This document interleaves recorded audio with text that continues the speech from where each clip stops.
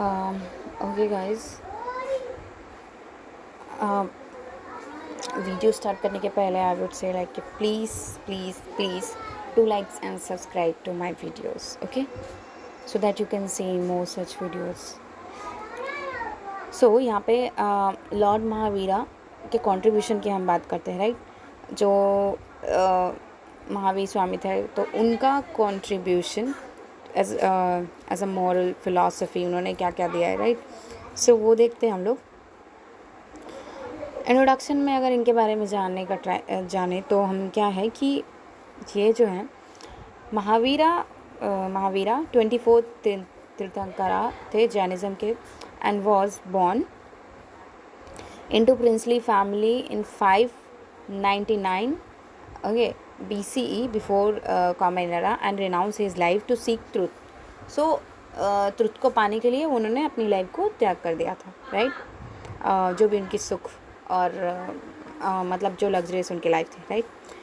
And then he underwent 12 years of penance reflection achieving केवल जना, इसको क्या बोलेंगे हम लोग, केवल ज्ञान, ओके, अचीविंग केवल ज्ञान.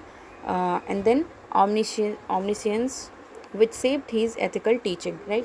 सो जब उन्होंने 12 साल का तपस्या किया और माइंडफुलनेस एंड देन विजडम का उनको प्राप्त हुआ, तो उन्होंने अचीव किया केवल ज्ञान. सो ओके, यहाँ पे लिखा, सो इसको हम केवल ज्ञान बोलते हैं, राइट. एंड देन और the omniscience which saved his ethical teaching, right. अब यहाँ पे omniscience का हम थोड़ा मतलब देख लेते हैं, राइट. कहाँ पे है,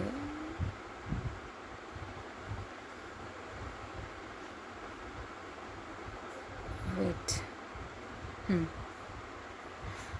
सो omniscience,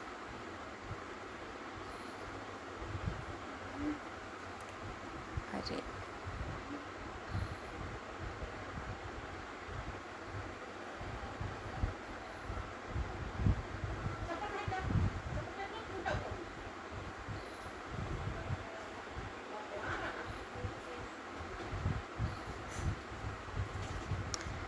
omniscience बोला था, वहाँ पे omniscient आ गया था.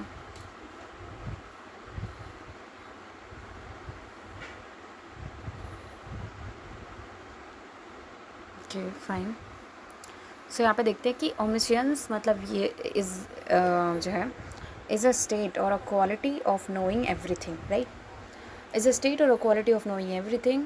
omniscience मीन्स कंप्लीट और इन्फिनाइट नॉलेज, राइट. सो इसका मतलब ये होता है. एंड देन यहाँ पे फिर से देखते तो हीज़ फिलॉसफी, यू नो, कि हीज़ फिलॉसफी जो थी, उनकी फिलॉसफी जो थी वो एम्फेसाइज करती थी पर्सनल वर्च्यू पे, अपने खुद के कितने अंदर गुण हैं उस चीज़ पे, एंड इंटरनल ट्रांसफॉर्मेशन पे, ठीक है, and universal compassion rather than power और politics, right. Rather than power और पॉलिटिक्स, ओके. सो ये जो थे पावर एंड पॉलिटिक्स को नहीं ज़्यादा तवज्जो नहीं देते थे, बट दी पर्सनल वर्च्यूज़ को अच्छे, लाइक काइंडनेस, कंपैशन और जितनी भी गुड वर्च्यूज़ हैं उन चीज़ों को ज़्यादा ये इंपॉर्टेंस देते थे. एंड इंटरनल ट्रांसफॉर्मेशन की ज़्यादा बात करते थे, यूनिवर्सल कंपैशन की बात करते थे rather than the power and politics, right. So जो ये वॉर हो रहे हैं ना हमारे, इसको लेकर के हम मतलब उसके रेफरेंस में हम इनका ये बता सकते हैं कि इस चीज़ को फॉलो करेंगे ना, तो वो इतने वॉर नहीं होंगे, वॉयलेंस नहीं होंगे, right.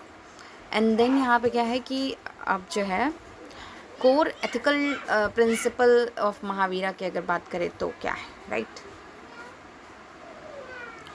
Core ethical principle, tenets मतलब प्रिंसिपल होता है, राइट.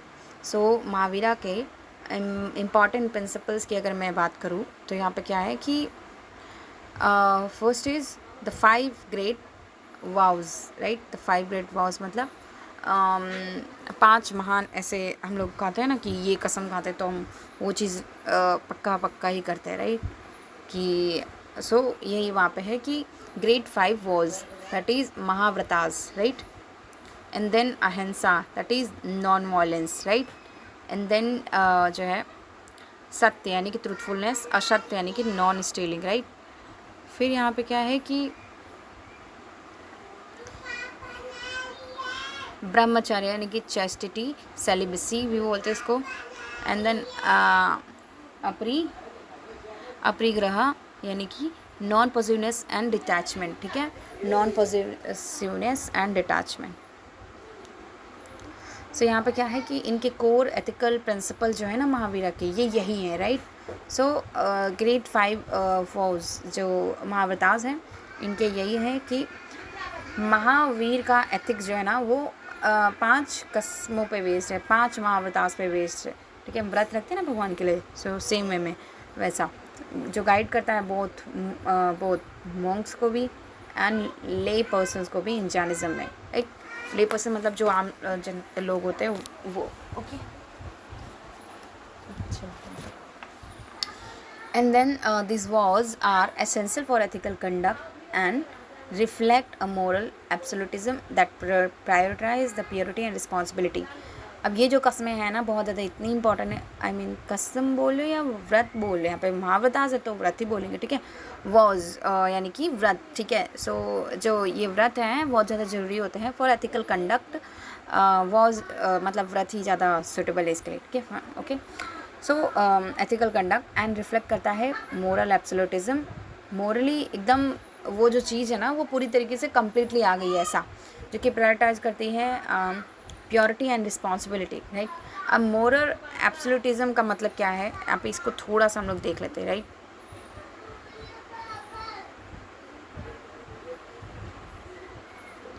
सो यहाँ पे मोरल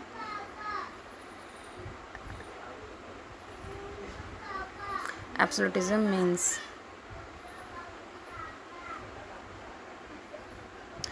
means कि being freed from the moral blame or guilt or responsibility for a wrong action। इस moral absolution मतलब क्या होता है कि being freed, आप आज़ाद हो चुके हैं from moral blame, कि आप पे कोई morally blame नहीं करेगा, गिल्ट में नहीं डालेगा, रिस्पॉन्सिबिलिटी नहीं होगी आपको किसी रॉन्ग एक्शंस के लिए जो मोरली गलत हो, ठीक है। Because one has been forgiven, has sincerely repented or has been judged not morally responsible। So moral absolution मतलब क्या होता है, आप मोटा यही समझ हैं कि बस आपको कोई गिल्ट नहीं होता, आप उस चीज़ से आज़ाद होते हैं, रिस्पॉन्सिबिलिटी नहीं है आपकी अगर रॉन्ग एक्शन लेते हैं तो फिर भी, मतलब मोरली अगर आप गलत है तो, राइट। फॉरगिवनेस और release from the moral guilt, अपने आप को माफ़ कर देना या किसी को माफ़ कर देना, release from the moral guilt, ये कहने का मतलब है इनका, ठीक। देन यहाँ पे क्या है कि these vows are essential for ethical conduct and reflect a moral absolutism that prioritize the purity and responsibility. कहीं ना कहीं प्योरिटी लाता है, राइट। अगर आपने आपको माफ़ कर दिया, दूसरों को माफ़ कर दिया तो प्योरिटी आ जाएगी एंड रिस्पॉन्सिबिलिटी ही आ जाएगी, राइट, कि आप रिस्पॉन्सिबल हो जाएंगे खुद के प्रति या दूसरे भी रिस्पॉन्सिबल हो जाएंगे ऐसा, राइट। एंड देन यहाँ पे क्या है कि अहिंसा को लेकर के नॉन वायलेंस के क्या है कि ये है जो अहिंसा जो कि कॉर्नर स्टोन है महावीरा का। वेट, क्या हो रहा है, ठीक है। सो ये जो है ना अहिंसा कॉर्नर स्टोन है महावीरा के एथिक्स का, जो एडवोकेट करता है कि complete abstentions from harm in thought words and deed, ठीक है। आपके विचार, वर्ड्स एंड काम जो करते हैं आप, उनमें कंप्लीट एब्सेंट होना चाहिए, क्या हार्मिंग नहीं होना चाहिए उससे किसी को, तो इस तरीके से ये अहिंसा है। इवन विचार में भी नहीं, ओके। गौतम बुद्धा ने भी कुछ इससे रिलेटेड ही कहा था वायलेंस वाले एक्शंस में, राइट, कि violence is not only the physical things related, उसके बियॉन्ड भी जाता है, राइट। सो यहाँ पे क्या है कि it extend to all living beings emphasising the intrinsic value of life. ये जो है ना ऑल लिविंग बींग्स के पास जाता है और जो है इंट्रिंसिक वैल्यू ऑफ लाइफ को बताता है। एंड देन महावीरा जो कहते हैं कि all living beings desire to live, none has right to kill another, ठीक है। सभी को जीने का अधिकार है, all living beings have right to live and but किसी के पास ये नहीं है कि किसी को किल कर दे, okay. So truthfulness involves practicing honesty in the both. So truth and जो ये है हमारा ट्रूथफुलनेस, ठीक है, क्या ही हो रहा है बात।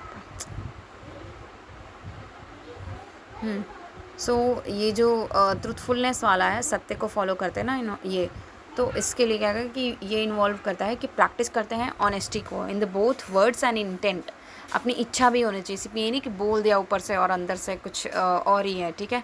Ensuring the truth is harmless and useful and appropriate. इसीलिए मतलब यहाँ पे ये भी आंसर करना चाहिए कि जो ट्रूथ है वो हार्मलेस रहे एंड यूजफुल रहे एंड अप्रोप्रिएट रहे। इसलिए कहते हैं ना कि जो सफ़ेद झूठ होता है, मतलब ऐसा झूठ जो किसी के भले के लिए बोला गया, तो वो झूठ झूठ नहीं होता, right.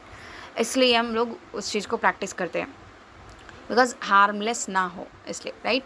And then lying is viewed as a form of violence as it deceives and harms the others, right. यहाँ पे बोला गया है कि लाइंग को, झूठ बोलना एक बहुत ही मतलब वायलेंस है, राइट, अच्छी बात नहीं है।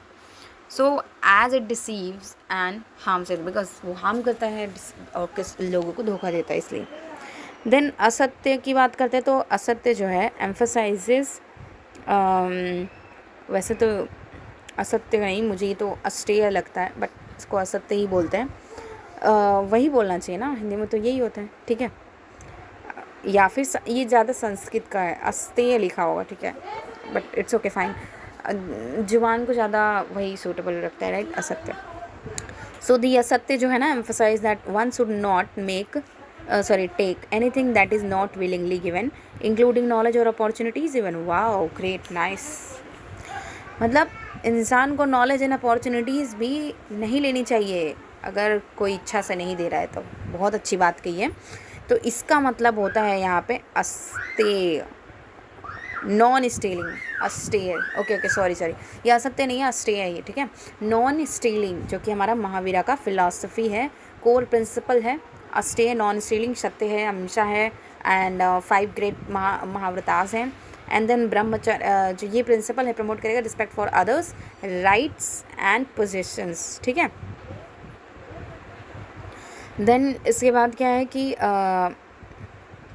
डिटैचमेंट वाला जो है उसको लेकर के क्या है कि अपरिग्रह इनकरेज करता है कि non attachment to material and emotional possessions, promote करता है एक life free from greed and ego, free from greed and ego, right.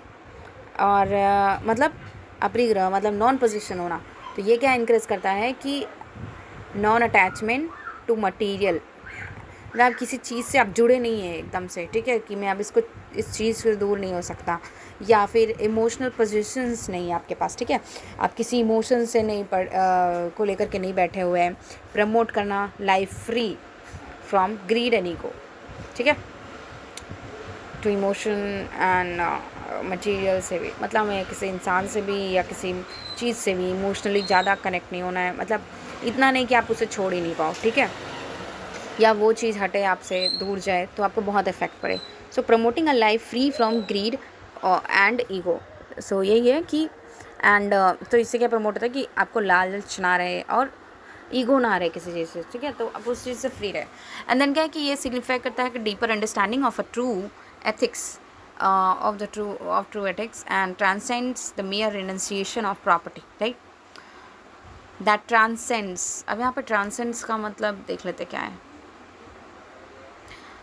Okay, transcends belongs to, ऐसा ही होगा कुछ मतलब, बट लेकिन देख लेते हैं अच्छे से, ठीक है। मीन्स गोज बियॉन्ड, सरपासेस और rises above ordinary limits, boundaries और डिफरेंसेस।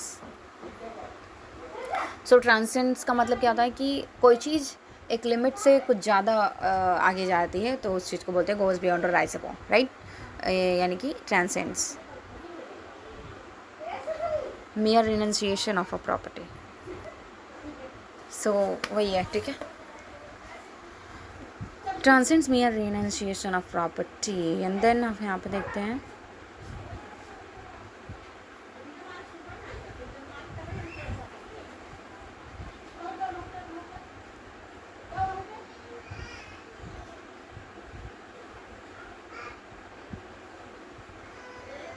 की फिलोसफिकल, ठीक है,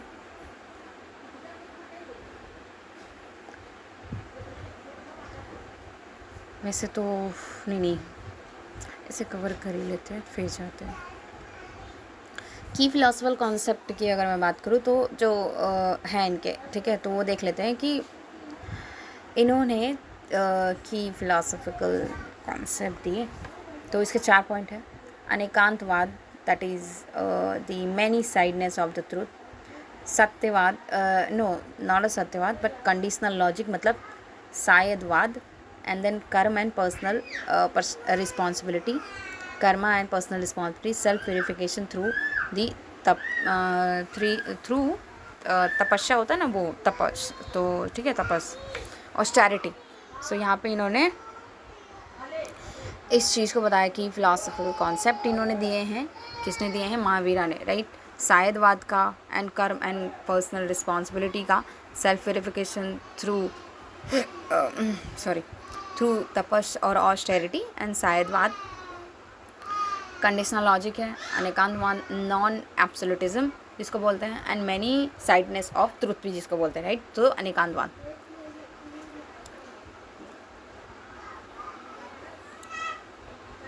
वैसे यहाँ पे नॉन एब्सोल्यूटिज्म का मतलब एक बार सर्च कर लेते हैं।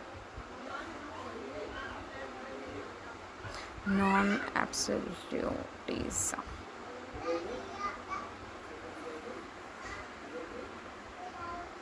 इसका मतलब ये होता है कि नॉट बीइंग फॉरगिवन और not being release from moral, religion और legal responsibility for a wrong doing. Non absolution, अरे ये तो और fine. Non absolutism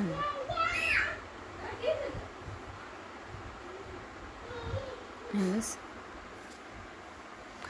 non absolutism means क्या होता है कि the belief that where the belief that there are no absolute or universal rules that apply in the every situation. Non absolutism का मतलब ये होता है कि ऐसा belief that there are no absolute, कोई भी एब्सोल्यूट या यूनिवर्सल रूल है नहीं है जो हर सिचुएशन में अप्लाई हो जाए, ठीक है। सो ऐसा नहीं है। सो यही है यहाँ पे इम्पॉर्टेंट। नॉन एब्सोल्यूटिज्म मतलब ethical rules are not always fixed. It's not always fixed. The right action may depend on the situation also. Okay? Fine. Okay guys, इसकी यहाँ पे फाइन। देन यहाँ पे ये चीज़ें हैं। अब अभी इसको ना fine, I should complete this. So यहाँ पे क्या है कि की कोड्स क्या है एंड देयर एथिकल एप्लीकेशंस क्या है, किस तरह से इसको हम एथिकली अप्लाई कर सकते हैं। तो यहाँ पे क्या है कि इनके जो कोड्स हैं, ठीक है, वो देखते हैं डायरेक्टली। यहाँ पे क्या है कि बोलते हैं कि लीव एंड लेट लीव, ठीक है, जो कि क्या मतलब बताता है कि महावीरा का principle of tolerance essential for pluralistic administration, right. And then जो ये है लीव एंड लेट लीव, ठीक है, ये प्रिंसिपल ऑफ टॉलरेंस है and essential for pluralistic administration. And then this code promotes the idea of coexistence and the respect for diverse perspective. फिर दूसरा इनका है कि कॉन्क्वर एंगर बाय फॉरगिवनेस, किसने कहा, महावीरा ने कहा। Let and live and let live भी इन्होंने कहा, ठीक है। सो ये जो कोट है, conquer the anger by forgiveness, pride by humility, oh conquer the anger by forgiveness, pride को by humility, deceit by straightforwardness and greed by contentment. Okay, serve as a guide for civil servant facing ethical dilemmas, ठीक है। So conquer your anger by forgiveness and pride by humility. Deceit मतलब किसी ने आपको वो मतलब धोखा दे दिया हो तो आपको स्ट्रेट फॉरवर्ड बिना कुछ कहे बस सीधे चलते जाना है, by straightforward and greed by contentment, right. Serve as a guide for civil servant facing ethical dilemmas. यहाँ पे कंटेनमेंट का मतलब क्या है कि कोई बहुत ज़्यादा ही सेटिस्फाई हो गया, मतलब ओके, इस चीज़ का मतलब थोड़ा देख लेते हैं, right. Greed by containment,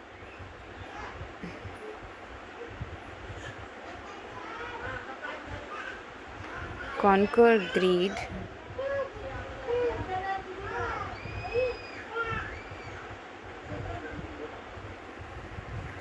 bye contentment, okay, मतलब कि ओवरकम कर लेना डिज़ायर को for endless wealth and positions and power by cultivating satisfaction with what you have. मतलब आपके पास जो है जितना है उसी चीज़ में संतुष्ट हो जाना, राइट। हाँ, अतः वेल्थ और पोजीशंस प्राप्त करने की जो इच्छा है उस चीज़ को आप नहीं रखते हैं तब, ओके, क्योंकि आप एक सेटिस्फेक्शन लाते हैं कि हमारे पास जितना है उतने में हम खुश हैं, काइंड ऑफ दिस, ओके। तो ये यहाँ पे इसका मतलब था। सो यहाँ पे क्या है कि this quote encourages the self regulation, moral integrity in challenging situations, ठीक है। इन चैलेंजिंग सिचुएशन में सेल्फ रेगुलेशन और मोरल इंटीग्रिटी बनाए रखने में हेल्प करेगा, राइट। देन यहाँ पे क्या है कि मोरल इगैलिटेरियन के पर्सपेक्टिव से अगर हम देखें, इनके जो प्रिंसिपल ऑफ टॉलरेंस दिया, कोएग्जिस्टेंस दिया, ethical compass for civil servant दिया, मोरल इगैलिटेरियन के बारे में बताया इन्होंने, ठीक है। सो यहाँ पे क्या है कि all souls are equal, okay, sorry, all souls जो है ना, जितनी भी सोल हैं वो इक्वल हैं एंड इटर्नल हैं, ठीक है, कभी मरती नहीं है। And reinforces the idea of moral egalitarianism denouncing the discrimination. So मतलब सब जो जीव हैं वो सब एक ही हैं, समान हैं, ऐसा इनका कहना है। This principle aligns with the values enshrined in the Article 14 of Indian Constitution, right. So जब समान है इसलिए हमें डिस्क्रिमिनेशन नहीं करना चाहिए, ओके।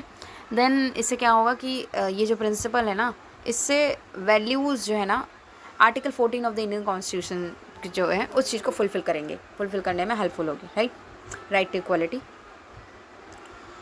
एंड देन यहाँ पे क्या है कि रेलेवेंस क्या है महावीरा का एथिक्स में, in civil service and governance में।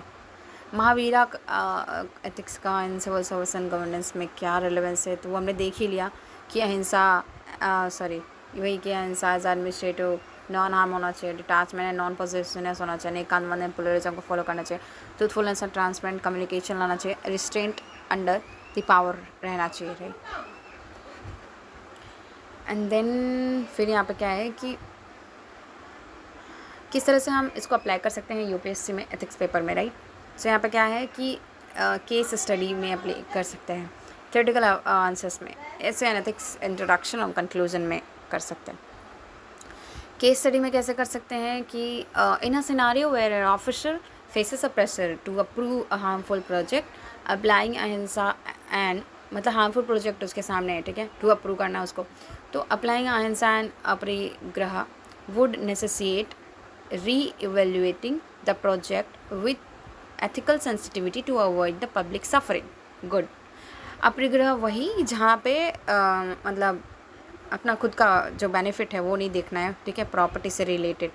सो उस चीज़ को हमें नहीं देखना है, ठीक है। हमने देखा था ना, ये रहा ना कि नॉन अटैचमेंट रहना है, ठीक है, फाइन, मटेरियल और इमोशनल पोजीशन से, ओके। सो यहाँ पे ये है। एंड देन इस तरह से अगर वो डिसीजन लेगा तो प्रोजेक्ट को एथिकल सेंसिटिविटी लाएगा और अवॉइड करेगा पब्लिक सफरिंग को लेटर जो होगी।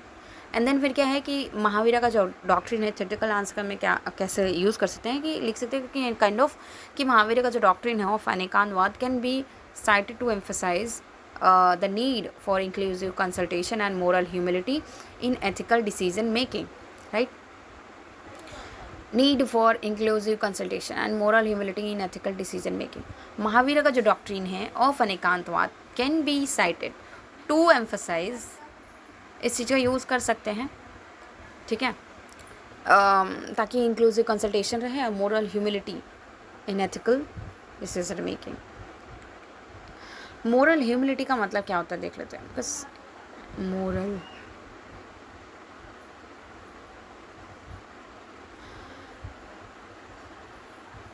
ह्यूमिलिटी मीन्स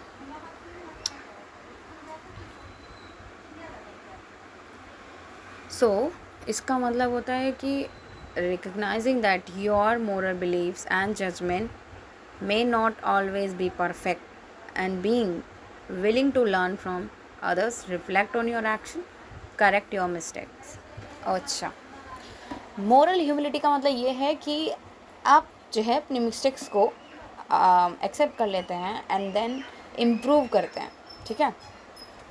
सो ऐसा कि कोई जजमेंट में not always be perfect. Fine. मतलब हमें हम्बल होना चाहिए about your own sense of right and wrong, ये भी होता है, राइट. सो यही है.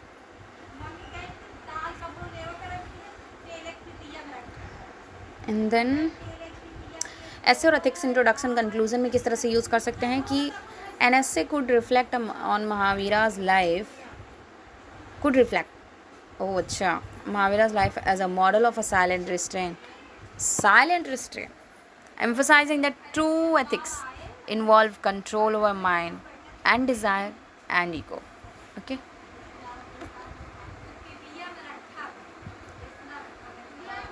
देन इनके कुछ क्रिटिसिज्म भी हैं. बैलेंस एथिक्स, एथिकल रिफ्लेक्शन, ठीक है. एथिक्स जो है ना वो आर्ग्यू करता है that Mahavira's strict code of non violence and abstinence जो है may be too idealistic particularly for lay persons. However Jain ethics allow करता है कि for modified code for householders, और ये एक्नॉलेज करेगा कि रियल लाइफ कंस्ट्रेंट ना रहे, ठीक है. ठीक है. Jain ethics allow for the modified code of for house holders and acknowledge करता है रियल लाइफ कंस्ट्रेंट को, जो भी रियल लाइफ प्रॉब्लम्स है उस चीज़ को भी शो करने का ट्राई करता है, राइट. तो जैन एथिक्स. देन महावीरा का एक्नॉलेजिंग रियल लाइफ.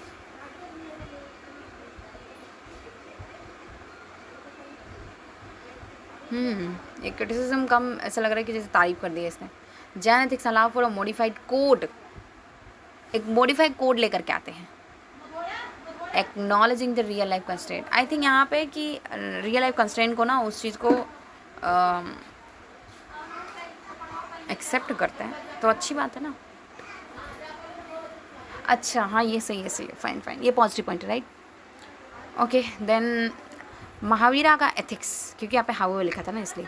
महावीरा का ethics are based on voluntary internalization rather than coercion, emphasizing the personal commitment to ethical principles, ठीक है. तो जो महावीरा का जो एथिक्स है वो वॉलंटरी इंटरनेशनलाइजेशन पे बेस्ड है, ना कि कोएर्शन पे, कंपल्सन पे, ठीक है. जो एम्फोसाइज करता है कि पर्सनल कमिटमेंट रहे टू एथिकल प्रिंसिपल्स. और जो वर्ल्ड है ना हमारा, सो मतलब इसका ये हुआ कि ओके, वॉलंटरी एथिक्स में क्या हुआ कि in a world of ethical relativism इनका जो मॉरल एब्सोल्यूटिज्म जो है वो serve as a moral absolutism जो है इनका serve as a reminder that the certain values must remain non negotiable, ठीक है.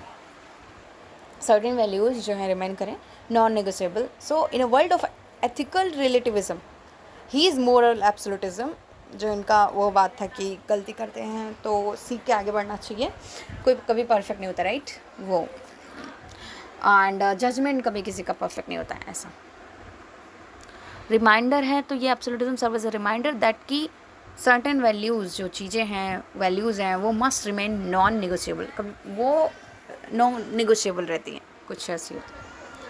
Fine. Then final summary Mahavira के बारे में बात करो तो क्या हो सकता है कि Mahavira as a moral philosopher, ठीक है. सो यहाँ पे फाइनल समरी क्या कर सकते हैं कि महावीरा सिम्बलाइज करते हैं radical compassion, intellectual humility, radical compassion and intellectual humility, personal discipline, offering timeless lessons for public service. He is teaching advocate for governance rooted in service, conscience rather than control and conquest. as ठीक है, तो ये हो गया. And then walking महावीरास path को अगर हमें futuristic बताना है, ठीक है, तो क्या कर सकते हैं कि aspiring civil servant can embody Mahavira's principles by practicing truth, restraint, non-violence, ethical courage in their professional lives. Can embody Mahavira's principle, right? by practicing truth, restraint, non-violence, and ethical courage in their personal, professional lives.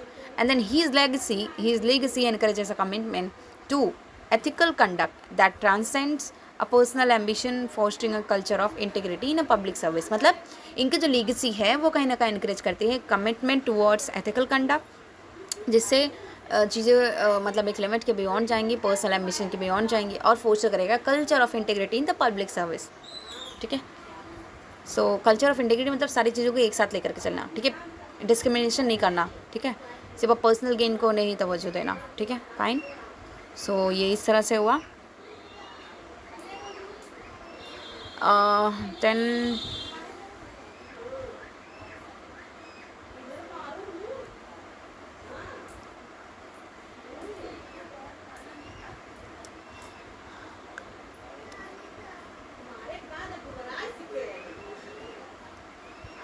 Okay. सो जो की principal हमने देखा था ना इनके concept का. ठीक है. तो की फिलोसफिकल कॉन्सेप्ट जो इनका हमने देखा, तो उस चीज़ को मैंने एक्सप्लेन नहीं किया था. राइट. सो अभी कर लेते हैं. ओके. क्या है ना आज. सो यहाँ पे क्या है, अनेकांतवाद, नॉन एब्सोल्यूटिज्म. मैंने अच्छा हाँ, अनेकांतवाद मतलब इनका कोर प्रिंसिपल जो है, फिलोसफिकल प्रिंसिपल जो है कि अनेकांतवाद. राइट. सो अनेकांतवाद टीच करता है that the truth and reality are multifaceted. Okay. Multifaceted, requiring humility and openness in ethical decision making, and this principle foster tolerance and diversity of opinions essential for effective civil service. right. सो यहाँ पे क्या है, अनेकांतवाद जो है, यानी कि अनेकांतवाद teach करता है, हमें ये सिखाता है truth and reality are multifaceted. इसके बहुत सारे चेहरे होते हैं, जिसके लिए हमें मतलब ह्यूमिलिटी एंड ओपननेस को सीखने की बहुत ज़रूरत है. राइट. उसको अपने अंदर लाने की बहुत ज़रूरत है. Then this principle foster tolerance and diversity of opinions आएगा, and this is for effective civil service. Right. Then यहाँ पे बात करें तो शायदवाद जो कंडीशनल लॉजिक, हर एक चीज़ के पीछे लॉजिक सोचना क्या है. Syadvada poses that every statement is conditionally true, promoting intellectual humility, preventing dogmatism. right. Syadvada अगर है इंसान के अंदर, तो वो प्रयोग ही नहीं करना चाहेगा, ये इनका मतलब है. Right. So that every statement is conditionally true, कि शायद सारी स्टेटमेंट कंडीशनली ट्रू हैं, यानी कि प्रमोट करते हैं इंटेलेक्चुअल ह्यूमिलिटी एंड प्रिवेंटिंग डॉगमेटिज्म. सो इनकी ये जो फिलोसफिकल कोर प्रिंसिपल है. ठीक है. फाइन. मतलब हर एक चीज़ के पीछे कोई ना कोई ट्रुथ होता है. ठीक है. एंड देन मतलब कुछ तो रीज़न होता है हर चीज़ के पीछे. This concept is crucial for ethical governance and especially in complex and situations with the multiple stakeholders. Right.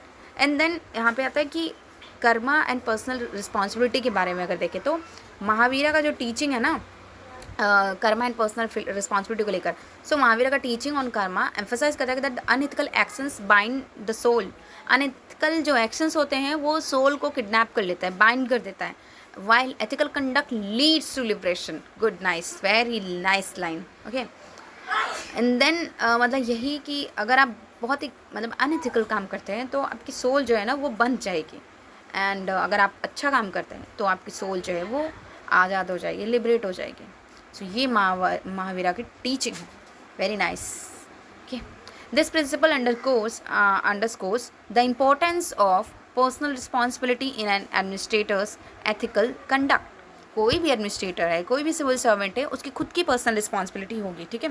वो खुद अंदर से एथिकल एक्शन लेगा ना, तो उसका सोल लिबरेट रहेगा, और वो क्या रहेगा कि पर्सनल रिस्पॉन्सिबिलिटी जब वो रियलाइज़ करेगा तभी वो ऐसा कर सकता है. राइट. एंड देन यहाँ पे मैंने सेल्फ प्यूरिफिकेशन थ्रू तपस्याज और ऑस्टेरिटी. राइट. सेल्फ प्यूरिफिकेशन अगर आप करते हैं तो ठीक है. सो इससे क्या है कि महावीरा ने एडवोकेट किया for self purification through austerity, emphasising that ethics stem from inner transformation rather than the external compliance. This approach encourages the moral revolution through simplicity and self discipline. ठीक है, तो मतलब बाहरी दिखावे से नहीं होता है ये चेंजेस. ठीक है, अंदर से खुद को चेंज करना पड़ता है. तो वही एक असली तपस्या होती है. सेल्फ प्यूरिफिकेशन उसे ही बोलते हैं, राइट. एंड इसकी वजह से क्या होगा कि एनकरेज करेगा, मोरल एवोल्यूशन होगा इंसान का, and through simplicity and self discipline. ठीक है, सो ये इंपॉर्टेंटली इन्होंने अपना कोर फिलोसफिकल कॉन्सेप्ट दिया था, जो कि चारों चीज़ें हैं कि शायदवाद हर जगह लाइक करता है, कर्मा एंड पर्सनल रिस्पॉन्सिबिलिटी रहेगी तो अच्छी बात है. सेल्फ प्यूरिफिकेशन अंदर से होता है. अनेकांतवाद जो है वो अनेकांतवाद, ठीक है, मतलब हर तथ्य के बहुत सारी चीज़ें होती हैं. ठीक है, बहुत सारे रूप होते हैं ऐसा. फाइन, बट यहाँ पे क्या है कि एक बार इसको देख लेते हैं कि truth and reality are multifaceted. ठीक है, example, truth and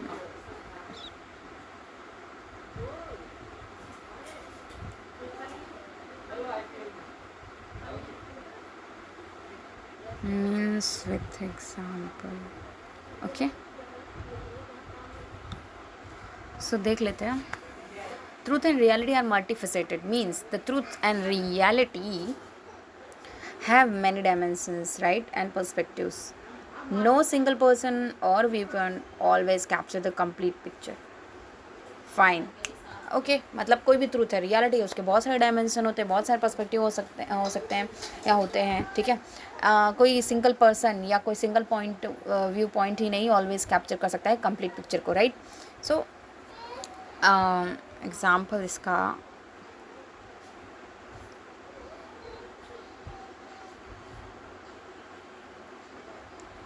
suppose there is a road accident.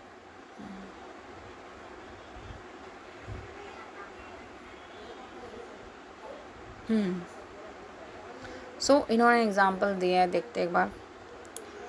Suppose there is a road accident. Driver says the pedestrian crossed suddenly. Pedestrian said that the car was speeding. Shopkeeper said it was raining. Visibility was poor.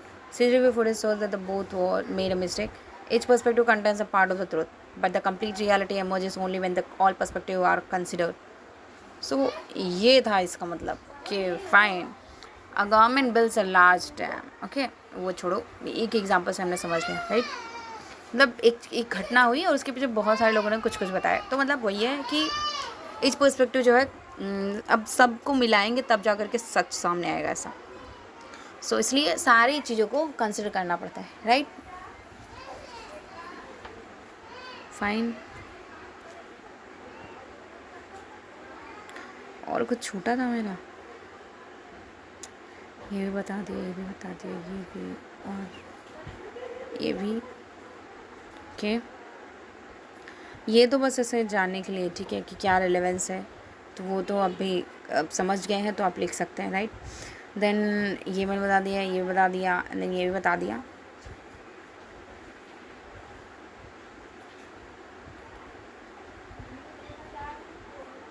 ठीक है, देख ही लेते हैं क्योंकि ये भी तो important point है. ठीक है, क्या है ना, मैंने